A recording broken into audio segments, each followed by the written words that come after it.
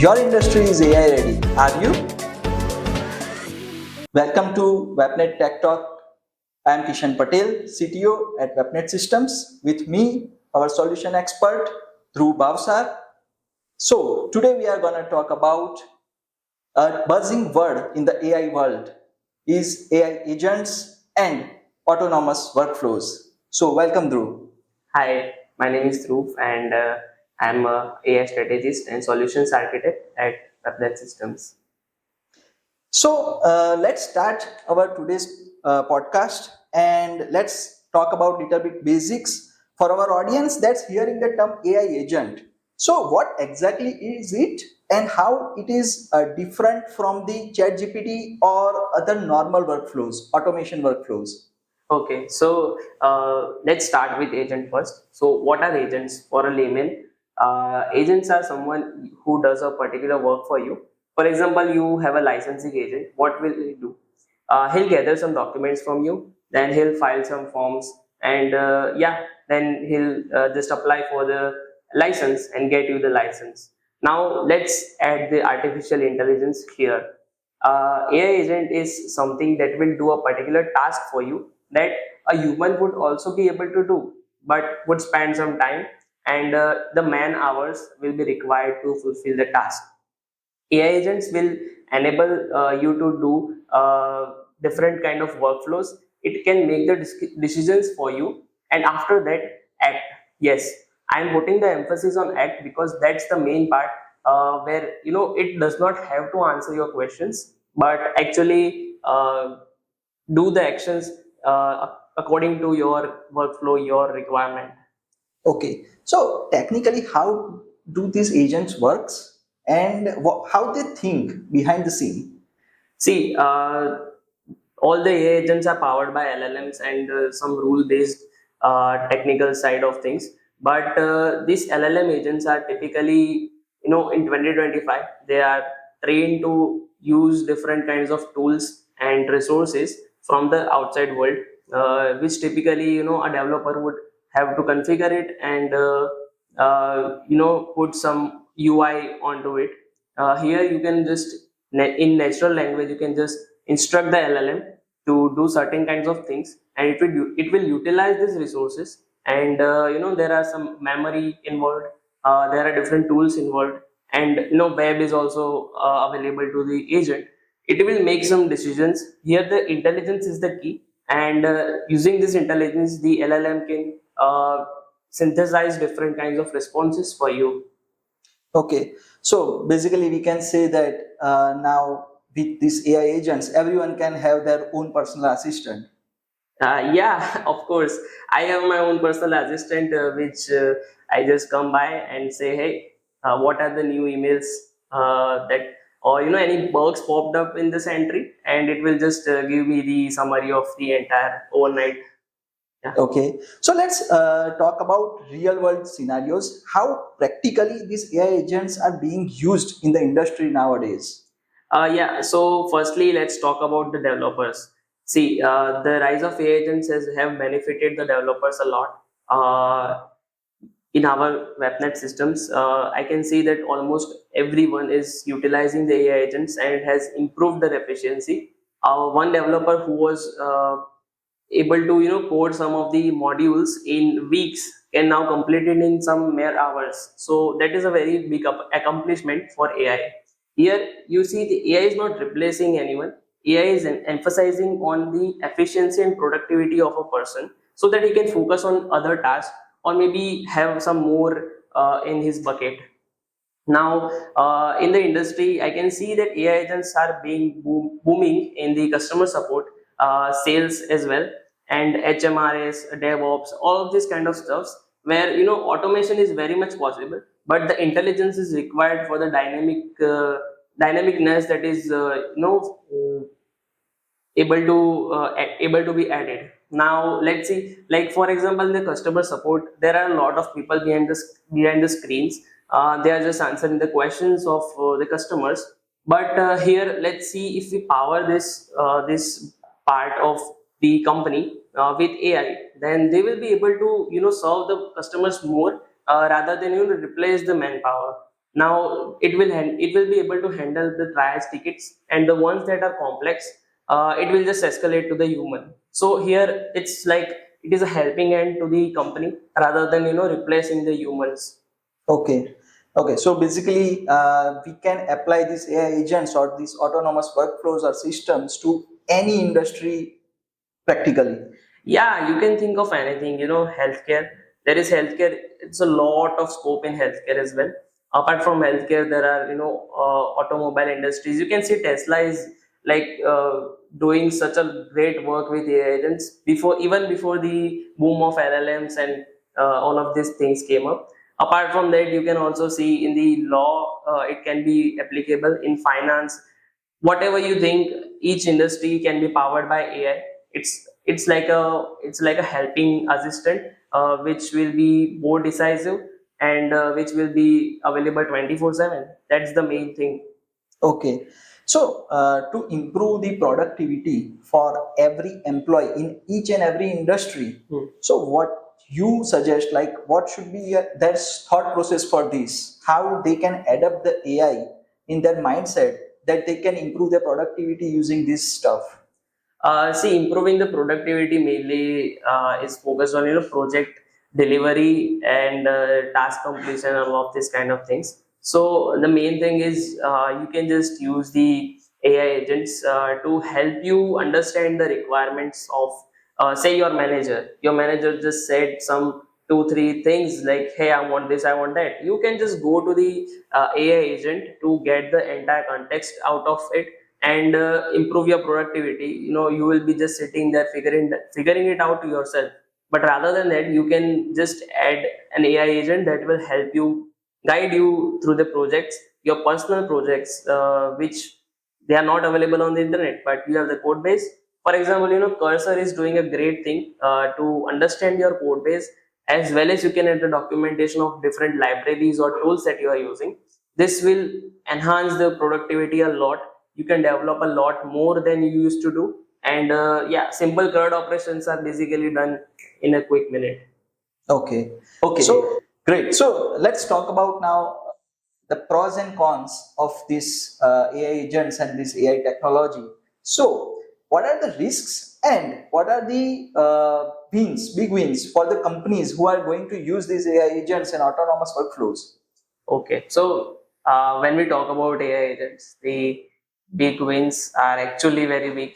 There are a lot of pros when adapting to AI agents in any industry. Yeah. The main big win here is the time constraint. It solves a lot of repetitive tasks that you have to do. You have to spend some time to do some tasks.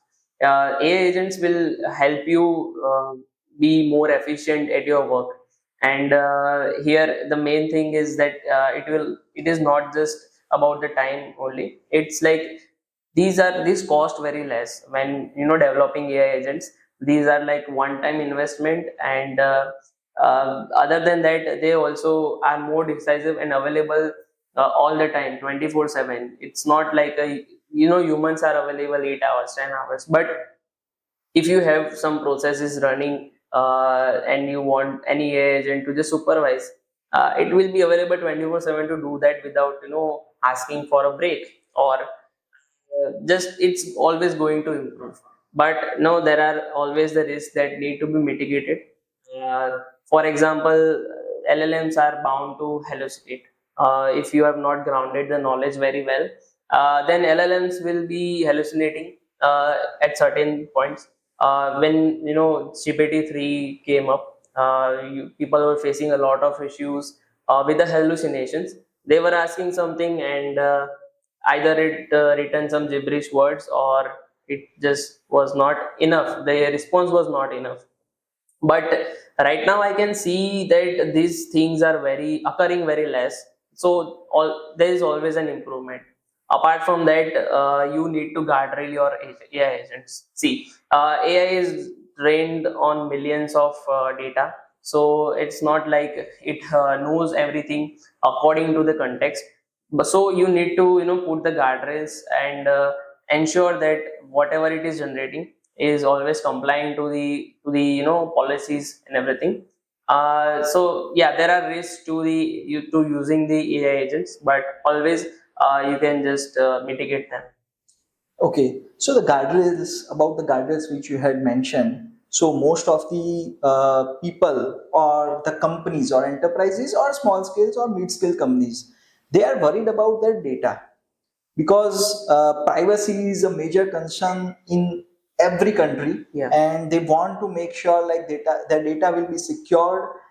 So how we can assure them, or how these autonomous systems which are right now available in the market, freely available, the agents which are freely available, and how they are more how we can get the idea about that, like they are secure, they are not gonna share their data to anywhere, or they are not going to use that data. So how they are going to give the confidence to the users?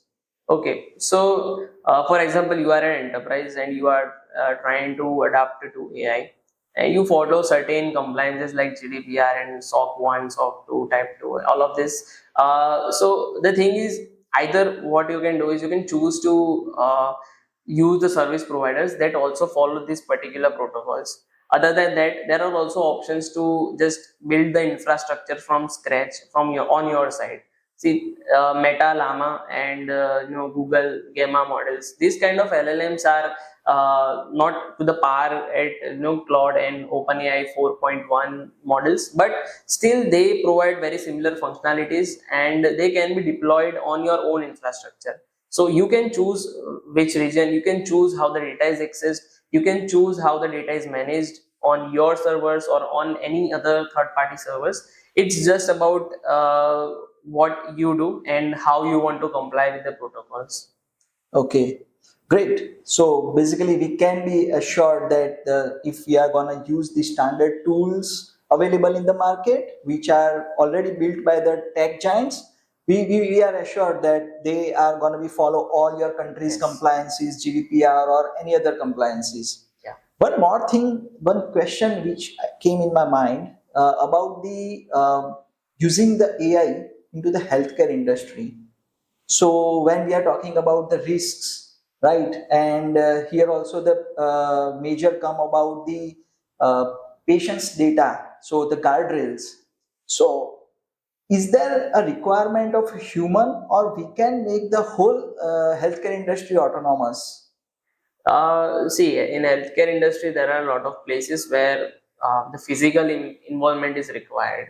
But for example, let's talk about the CROs, clinical research organizations. What they do is they typically assess the patient's data and choose some of the patients that would be really good for some drug research. But now they have to spend a lot of time figuring out going through the patient's data to recruit some of the patients. Now for example, there were 10,000s of patients and they want to choose just 5 or 6 for the clinical research. That's a big gap to be to spend some hours. Like 10,000 patient data is like they have to spend months to find out the correct patients. But now here, if you add the AI on top of it, AI, what it will do is it will just analyze the requirement. Every clinical trial has different requirements. They have age requirements. They have different kinds of like different kinds of diseases and background of the patients that are needed and that are forechecked first before starting the clinical trials. So here AI is actually going to improve both efficiency as well as accuracy, because there are scenarios in the CRO, like the healthcare industry, where they stumble across patients that actually declared something else, but after the tests, they find out that this patient is not actually going to be validated in the clinical trials. So yeah, healthcare industry can be really going to be helped by AI agents. Okay, great. So now let's talk about the future, because the future is the AI and AI agents. So what you think? Let's go 2 years ahead, and how the AI agents are gonna change the world. Okay, so recently you might have come across some news where the Anthropic developed Devin, one of the coder who solved like 50% of the benchmark problems and the software engineering problems. So I think that is a big win for Anthropic, and that this was like 7 to 8 months ago. So right now I'm very sure they have moved ahead a lot. So like here, if we talk about something in the future, like after 2 years, I see myself, waking up in the morning and just saying, "Hey, this one bug popped up in the email. Can you please fix it for me?" While I am just getting ready and going to the office. So I think that's a big win for someone like us who have to just sit down and figure out what are the issues happening, and then also now figure out what tickets I have to make, all this kind of. I just have to just give it to AI, and AI will do it for me.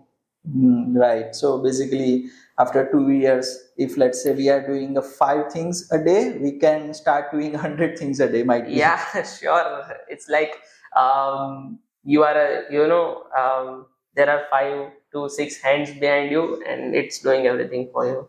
Yeah. So, okay, now let's talk about the Wappnet. How the Wappnet is helping to build AI agents which are enterprise ready. So firstly, see, our years of experience we have found one thing, that is the planning phase is the most important one.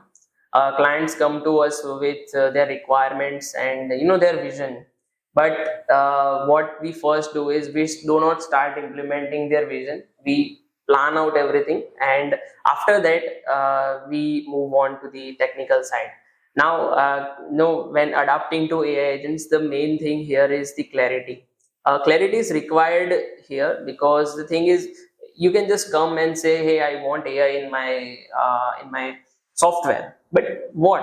So the main thing here is that you have to clarify. You have to clarify your vision, what the AI has to do, what it should be doing, and what it should not be doing. See, if you have clarity, then Webnet will be very much able to help you add the AI, adapt your software with AI, and yeah, bring your vision to life. Okay, great. So, in last, I just want to know what are your advices for the companies or the people who are curious about this space. See, the one thing that I can assure you with my experience, always start from small. You don't have to, build a sci-fi agent. You are not building Jarvis from Iron Man, like flying with you, and it says, "Hey, Jarvis, can you call this? Can you call that? Hey, Jarvis, recharge my battery," and whatnot. So that's something sci-fi. You don't have to build that. You just have to build a simple agent that will be able to do a very clear task. For example, I've built a Slack agent. What it does is very simple. I just ask it, "Hey, in the new bug reports channel, what are the new things? Anything for me? Or you think it is for me?" And it will be able to analyze some bugs and go to Jira, check it, and return to me with the summary. Maybe I have a lot of things, or maybe I have nothing, but I didn't have to go to Slack and check it. So here my clear goal was that I have to build an agent that is going to assess Slack channels and everything. So the main thing is I have to start small, and then gradually test it and deploy it, gradually move to different features, implement them, and then you can see it will just fulfill everything. Right, right. So I think that's it. So very great insights from your side, Dhruv, for our listeners who want to know more about the AI space and AI industry. So this will be very helpful to them. So thank you very much. Thank you for your time. Yeah, it was my pleasure sharing the knowledge. Let us know what you think about AI agents and autonomous workflows. Please comment in comment section. Stay tuned as we bring more exciting and engaging content around the tech world. If you want to empower your business with AI, Wappnet is there to help you in your AI transformation journey. Thank you.